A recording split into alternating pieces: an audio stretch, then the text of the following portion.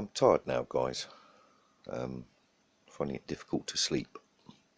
Like a lot of people over the past year or so, I believe they call it the quickening, where you grab your sleep and your rest where you can.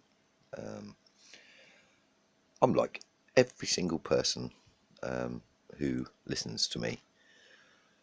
I have habits, I have addictions, I have your normal human frailties. I fight against these daily, like we all do in a way, but I also enjoy them because vices are pleasurable. We have pleasure zones and we have pleasure receptors that need triggering.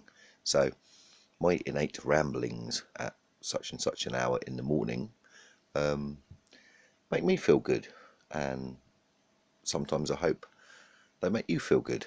I do appreciate the doom and gloom isn't always welcome, but I do like to provide the pieces of the jigsaw and hope that people put them together. I know events are staged. I know that what we're watching is a theatre. For Christ's sake, don't think I'm that gullible. But it all has the same aim. And what is reality now?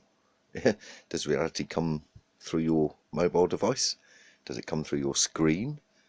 Or does it come when you're face to face with a fellow human being wearing a muzzle? And where's the middle ground in that reality? Where's the middle ground? Ask yourself.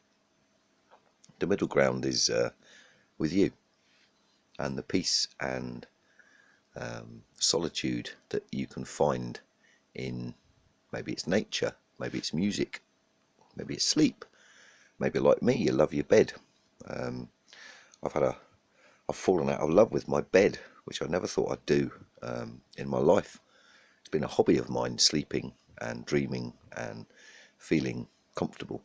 And the past, I suppose, couple of years really, sleep hasn't come as easy as it used to.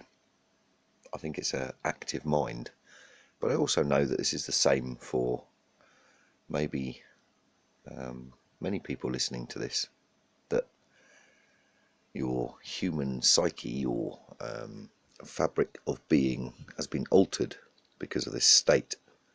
That's because you've got empathy, and that's because you feel beyond the sense, those five senses. There's a sixth, a thick, you know what I mean. I can't even say it. People have taken a piss out of me in my life because of the problems I have with my R's, but they don't seem to realise the problems I have with my as well. It requires a great deal of concentration to force a T, an H and an S out, or a P and an H sometimes. That's the price you pay. So I just wanted you all to know that we are all the same.